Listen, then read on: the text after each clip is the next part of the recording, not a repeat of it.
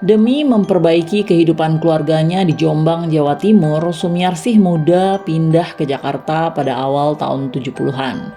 Awalnya ia bekerja di sebuah warung, lalu kemudian diajak seseorang mencari peruntungan di sebuah klub malam di kawasan Ancol, Jakarta Utara.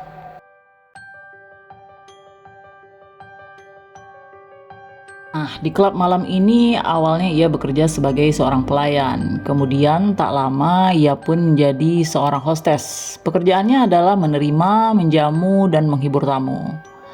Kecantikan Sumiarsih membuat ia cepat dikenal tamu-tamu dari berbagai kalangan. Kalangan pejabat, pengusaha, hingga militer. Tak hanya satu klub malam, namun ia kerap berpindah-pindah klub malam di Jakarta dan hingga akhirnya memutuskan menjadi wanita panggilan kelas atas. Pada awal tahun 1975, Sumiarsih menikahi seorang duda asal Malang yang bernama Jais Adi Prayitno atau sering disapa Prayit. Kemudian Sumiarsih membuka usaha rumah bordil bernama Wisma Happy Home bersama suaminya di kawasan yang dulunya dianggap sebagai pusat prostitusi terbesar Asia Tenggara yang beralamat di Gang Doli, Surabaya. Kecantikan wanita pekerja di Happy Home membuat tempat itu laris manis. Wisma Happy Home kerap dikunjungi orang-orang dari kalangan militer. Salah satunya adalah Letnan Kolonel Marinir Purwanto yang kala itu menjabat sebagai Kepala Primer Koperasi Angkatan Laut Primkopal di Pangkalan Angkatan Laut Ujung, Surabaya. Seringnya Purwanto mengunjungi Wisma Happy membuat hubungan Sumiarsih dan Purwanto semakin dekat. Kehadiran Purwanto yang menjadi pelanggan setia dianggap sebagai backing usaha Sumiarsih. Suksesan Sumiarsih yang dikenal dengan sebutan Mami Rose kala itu disebut-sebut sebagai orang terkaya di Gang Doli, membuat Purwanto tertarik melakukan kerjasama dengan si Sumiarsih. Hingga pada tahun 1980, akhirnya Purwanto dan Sumiarsih bekerjasama mendirikan sebuah rumah bordil yang disebut Sumber Rezeki. Sumiarsih bertindak sebagai pengelolanya, maka ia pun menjadi mucikari dari dua rumah bordil yaitu Sumber Rezeki dan Wisma Happy Home. Dari usaha bersama ini, Sumiarsih diwajibkan menyetor 20 juta setiap bulannya kepada Letkol Purwanto. Penyetoran ini diwajibkan harus dilakukan di awal bulan. Jika tidak, maka setoran akan berbunga sebesar 10%. Hingga akhirnya dari tahun ke tahun, setoran itu bertambah naik menjadi 30 juta. Apakah setorannya lancar? Sayangnya tidak. Ada kalanya bisnis tak berjalan lancar di saat para tamu sepi datang mengunjungi Happy Home. Saat ada isu penculikan anak di bawah umur, saat itu Polres Surabaya Selatan melakukan operasi ke Gang Doli yang membuat bisnis sedikit mandek. Bahkan di bulan Ramadan, lokalisasi ini dipastikan sunyi senyap tidak beroperasi. Namun Purwanto tak mau tahu dengan kemacetan yang terjadi. Ia tetap menagih uang setoran beserta bunganya. Keterlambatan pengiriman uang akan berakibat fatal bagi Sumiarsih sekeluarga. Ia pernah diludahi, disiram minuman, hingga ditendang. Suaminya Prayit pernah dipopor senjata dan anaknya Sugeng juga pernah dimasukkan ke penjara markas marinir. Purwanto pernah pula suatu hari menyuruh orang mengobrak-abrik Wisma Happy. Tidak cukup di situ, Purwanto yang sudah menikah dan memiliki 3 anak ini tertarik dengan kecantikan anak Sumarsih yang bernama Wati yang kala itu masih berusia 15 tahun. Sehingga untuk melindungi anaknya, Sumiarsih menikahkan anaknya ini dengan Serda Polisi Adi Saputro pada akhir 1986. Namun demikian pernikahan ini tak menyurutkan keinginan Purwanto untuk menginginkan Wati. Hingga pada suatu masa, Purwanto mengatakan jika ingin hutang dan bunga yang sudah menumpuk dihapuskan, Sumiarsih harus menyerahkan Wati kepadanya. Ultimatum ini tentu saja membuat Sumiarsih kaget. Tidak tahan dengan sikap Purwanto yang semakin menjadi-jadi, Sumiarsih pun berkata kepada suaminya untuk menghabisi saja Purwanto. Usul Sumiarsih ini sempat ditolak Prayit. Ia menasihati Sumiarsih mencari cara lain selain cara ini. Namun tekad Sumiarsih sudah bulat. Ia merasa hanya itu satu-satunya cara agar mereka terlepas dari masalah ini. Maka akhirnya disusunlah rencana eksekusi itu di rumah di Kupang Gunung Timur Surabaya. Mereka membicarakan rencana tersebut. Mereka terdiri dari Prayitno, sang suami, Sumiarsih, Sugeng, anaknya, Nano, Daim, dan menantunya Adi Saputro. Kemudian diputuskan akan melakukan eksekusi pada tanggal 13 Agustus 1988. Maka setelah ditetapkan pada tanggal tersebut, mereka berangkat sekitar pukul 10 dengan menggunakan mobil Suzuki Carry. Di dalam mobil yang dikemudikan oleh Daim, Prayitno membagi-bagikan alu besi atau antan dan kaos tangan kepada Adi Saputra, Sugeng, Nano, dan Daim. Saat mereka tiba di depan rumah Purwanto, mereka tidak langsung masuk ke rumah Purwanto karena saat itu di depan rumah Purwanto banyak anak-anak sedang bermain di lapangan bola voli. Hingga diputuskan akhirnya kemudian mereka berputar-putar di sekitar kompleks menunggu lapangan bola voli itu agak sepi.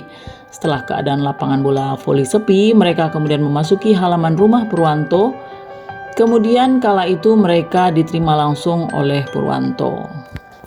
Saat itu istri Purwanto yang bernama Sunarsih tengah hamil tua menantikan anak mereka yang keempat, sedang berada di dapur bersama keponakannya yang bernama Sumaryatun.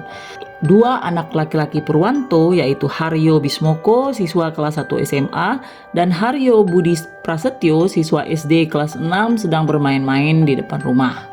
Sedangkan anak sulung Purwanto, Haryo Abrianto, saat itu tengah menempuh pendidikan di Akademi Angkatan Laut atau Akabri Laut. Setelah sejenak berbasa-basi, mendadak kepala Purwanto dengan palu besi yang telah mereka siapkan. Sang marinir sempat melakukan perlawanan, namun Purwanto tidak mampu menghadapi 5 orang laki-laki tadi. Ia akhirnya tempat itu dengan pecah, kemudian diseret ke garasi. Haryo Bismoko dan Haryo Budi Prasetyo yang mendengar ribut-ribut di garasi datang untuk melihat.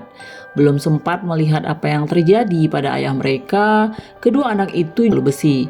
Haryo Bismoko sempat berlari sambil berteriak, namun itu tak berlangsung lama karena Sugeng segera menyudahinya. Anak malang itu juga diseret ke garasi, dijadikan satu dengan jenazah Purwanto. Sunarsih dan Sumaryatun yang mendengar ribut-ribut di ruang tamu juga bermaksud melihat apa yang tengah terjadi. Belum sampai ke ruang tamu, mereka berdua sudah dihadang oleh Adi Saputro dan Sugeng. Mereka berdua kemudian terkulai tak bernyawa, sementara Daim kebagian menghabisi nyawa Sumaryatun. Lengkap sudah kelima korban seketika. Kemudian mereka membawa kelima korban ke dalam mobil TAF GT. Haryo Abrianto, anak sulung Letkol Marinir Purwanto yang waktu itu tengah menempuh pendidikan di Akademi Angkatan Laut, adalah satu-satunya yang luput dari maut. Waktu itu tanggal 13 Agustus adalah hari Sabtu, hari di mana para taruna AAL diberi waktu untuk mengunjungi keluarganya. Biasanya Haryo Abrianto pulang. Karena itu Sumiarsih CS sempat menunggu dan berniat menghabisi pemuda itu. Namun yang ditunggu-tunggu hingga sore tak kunjung tiba. Akhirnya Sumiarsih CS memutuskan untuk segera membuat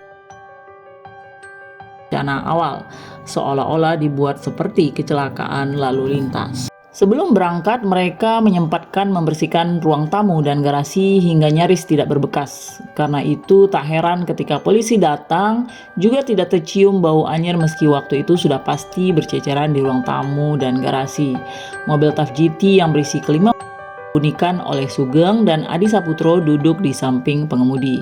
Sedangkan Suzuki Carry ikut membuntuti di belakang yang dinaiki oleh Daim, Nano, Prayit, dan Sumiarsih. Dalam perjalanan mereka singgah ke SPBU mengisi BBM di Mojokerto. Seorang pegawai SPBU sempat melihat menetes dari mobil TAF GT, namun pegawai tersebut tidak terfikir tentang adanya di dalam mobil.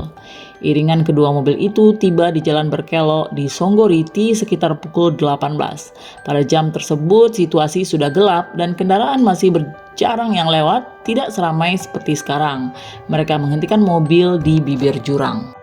Mobil TAF GT itu kemudian disiram bensin yang sudah dipersiapkan sebelumnya. Begitu juga selimut yang digunakan menutupi tubuh para korban juga disiram bensin. Adi Saputro yang sudah siap dengan tongkat kayu yang dibungkus kain menyulut dengan api yang kemudian disulutkan pada selimut dan dalam waktu sekejap menjalar ke tubuh-tubuh korban. Dengan cepat, Sugeng dan Adi Saputro mendorong mobil jeep itu ke jurang Songgoriti. Dalam keadaan terbakar, mobil itu meluncur ke bawah. Setelah selesai, Sugeng dan Adi Saputro menuju ke mobil Suzuki Carry yang menunggu tidak jauh dari lokasi tersebut. Dan dengan tenang kemudian mobil kembali ke Surabaya. Malam harinya beredar kabar bahwa Purwanto terbunuh serta keluarganya di Songgoriti Batu, Kabupaten Malang. Namun sebagian anggota kepolisian di Surabaya malam itu masih belum mengetahui kasus yang sebenarnya. Apalagi sebelum jenazah mayat itu dibawa kembali ke rumah Purwanto, Jais Adi Prayitno sempat-sempatnya datang lagi ke rumah Purwanto. Kali ini dengan tenang ia ikut mempersiapkan rumah, ikut bersih-bersih, menata kursi, dan menyuruh orang-orang mengganti lampu neon, seakan-akan tidak ada yang terjadi di tempat itu. Setelah mendengar laporan dan pengaduan dari beberapa pihak bahwa korban meninggal bukan karena kecelakaan, tapi karena benturan benda tumpul di kepala atau pembunuhan, Polres Malang dan Polres Surabaya mengadakan penyelidikan dalam kasus tersebut dengan mengumpulkan informasi dari masyarakat. Mereka kemudian menggeledah rumah Purwanto, Jalan Dukuh Kupang 7 nomor 24 Surabaya itu. Disitulah mereka menemukan setetes darah yang sangat kecil tidak jauh dari stop kontak. Polisi kemudian juga menemukan banyak sidik jari, diantaranya sidik jari Jais Adi Prayitno. Maka penggeledahan pun dilakukan di rumahnya di Dukuh Kupang Timur 17. Polisi juga memeriksa sidik jari yang ada di mobil Suzuki Carry yang digunakan si pelaku hingga akhirnya semua pelaku kemudian berhasil ditangkap.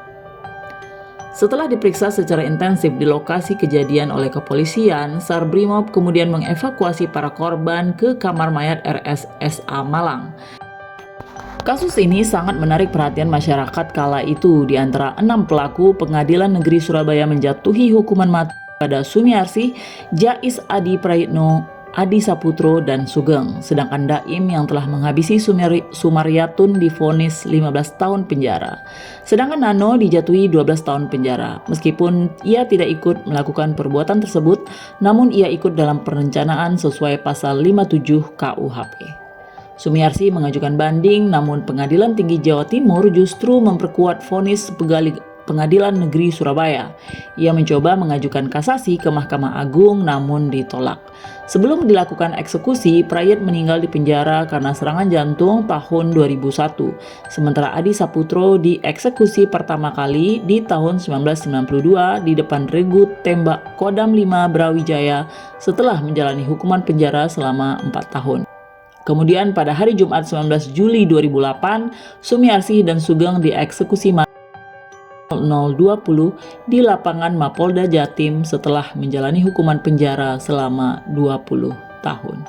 Demikian kisah Sang Mami Ros, semoga bisa kita ambil hikmahnya.